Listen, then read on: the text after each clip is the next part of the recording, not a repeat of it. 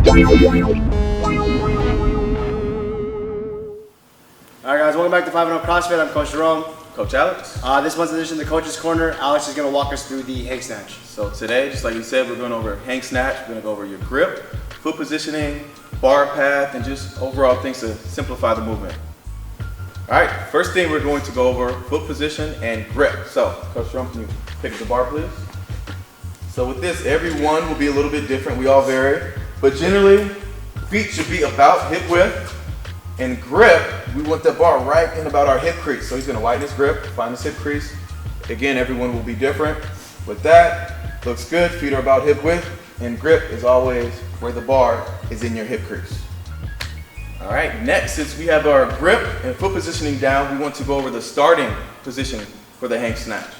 So, with that, we wanna make sure we're maintaining a flat back, and you see, back is flat, shoulders are pinned back. And we want this bar to stay against our body as we go down. So, maintaining that flat back, Jerome's gonna send his hips back, slight bend in the knees, and he's gonna stop right above his knee. So this will be his correct starting position. As you see, his shoulders are slightly over the bar, and his weight is in his heels. So we're gonna do a few reps of just him standing up, having the bar against his body. Back down, just a few reps for me, please. So as you see, he's maintaining posture, form, and the bar is staying close and against his body.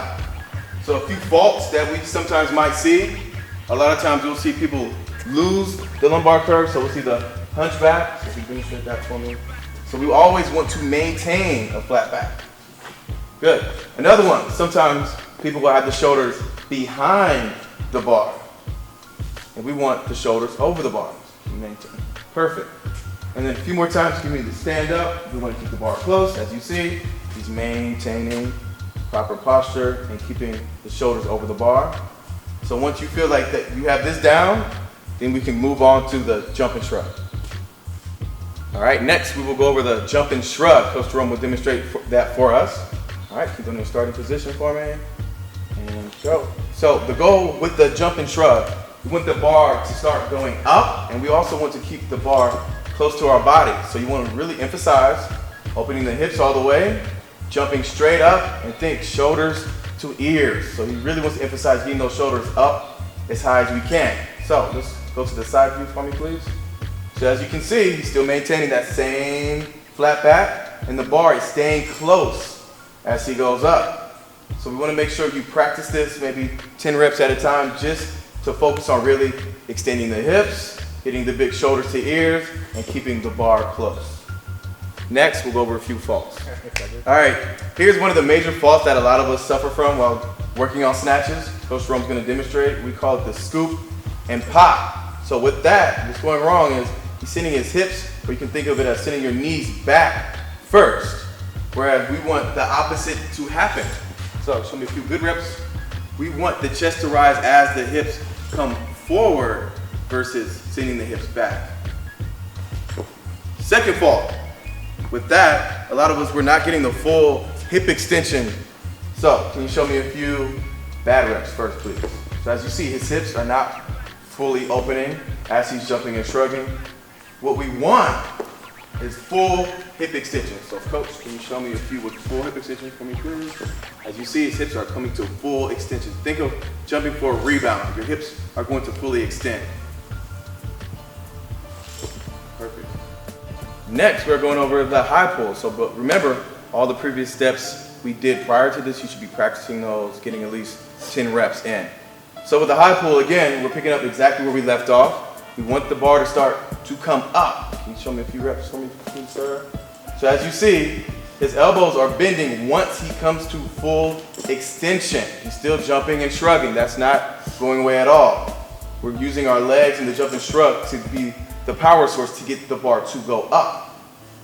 And then one more, and then can you turn to the side for me? So as you see from the side view, the bar path is staying close to his body. We do not want that bar to rainbow out. And he's still doing the jump and shrug, and the elbows are bending to a high and tight position. All right, now we're going to go over a few faults that you might see with the high pull. So Coach Jerome is going to demonstrate the first one, which is early elbow bend. So with that, a lot of us think that our arms are our main power source when It's our legs and the shrug that will help get the bar up. So as you see now, his elbows are bending early. The correct way to do this, you can show me a few correct ones. The arms should not bend until after full hip extension has happened. So as you see, his elbows bend after the hip extension and the jump and shrug. Next, after that, again, we want the bar to stay close to us. What normally happens sometimes is the bar loops out and around. A few more of those for me, please. As you see, the bar's coming out. We want the bar to stay close to our body, as demonstrated now. The bar is staying very close and coming almost scraping up his shirt. One more good one for me, please. And again, the elbows are not bending early and the bar is staying close to his body. All right, last but not least, the final piece to the puzzle, receiving the bar, your receiving position. So again, you should be practicing all the other movements we went over leading up to this. So Coach Jerome is going to continue to demonstrate a few reps. So with this, again, we did all that work to get the bar to go up. Now we need to receive it. So as that bar is going up, you want to visualize punching yourself under the bar. So as you see, he landed under the bar and he's punching straight up. He's not looping around, he's punching straight up, and his feet are landing at the exact same time that he is receiving the bar overhead.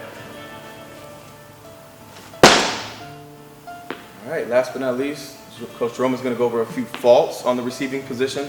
The first being the press out. So can you demonstrate a few for me, please, sir? So as you see, he's receiving the bar with his elbows bent, and then he's pressing the bar, punching above his head. So we want to try to avoid that. So can you show me a few good reps? You want to punch yourself under the bar, get beneath the bar. Think punch, yes, but punch under. So his arms are going straight to lock out. He's not catching with the bent elbow and then pressing. So can you show me one more good rep, please, sir? Getting under the bar. Perfect. Next is the starfish. So this is more focused on the feet. Yes, with the snatch, the goal is to get under the bar, but we want to get under the bar into a quarter squat versus a starfish. So with the starfish, Coach Jerome will demonstrate. He's landing very wide, which is very bad for your knees, and it's not an efficient way to get under the bar. What you want to do is a quarter squat. So you're going to need to shoot your hips back and get under the bar versus the starfish. Show me a few good reps. As you see, his hips are shooting back and he's getting beneath the bar, and his feet are not going any wider than he would normally go for his squat stance. One more good rep for me, please. And again, he's getting under the bar, punching and getting full lockout by getting beneath it. And the last one, can you bring the bar overhead for me, please, sir? A lot of times as we're catching it, we will internally rotate. So can you show me what that looks like? As you see, his shoulders are turned in. And can you go to the side for me real quick? So you want to think external rotations, or easier way to think of it, armpits forward. Once you do that, you then engage your lats, and it's a much stronger and more efficient hold than to have the elbows or shoulders turning inward. All right, today we went over the hang snatch. Just to recap, Jerome's going to show you a few good reps. And just remember, everything we went over, you want to do at least 10 reps at a time just to practice getting that form and technique down, because that is much more important than PRs or doing heavier weight. The weight and PRs will come with the practice of the form and technique and just continuing to work at it. And remember, if you have questions or you need help with your form and technique, feel free to contact us or ask us. That's what we're here for. We're here to help. So just feel free to reach out to us if needed. All right, that was this month's edition of the Coach's Corner. First, I want to talk about some team comps that are coming up. July 9th at CrossFit Skybox, and there's another one July 16th at Alameda CrossFit. Please come out and show some support. And if you're interested in joining a comp, there's an individual comp coming up in August at Antioch CrossFit. Go check it out at wadrocket.com. And just a quick reminder, July 4th is coming up, so it's a holiday. We will only be having 2 classes. It's on a Monday, so 9 a.m. and at 10 a.m. only. So just remember, have a good time and be safe.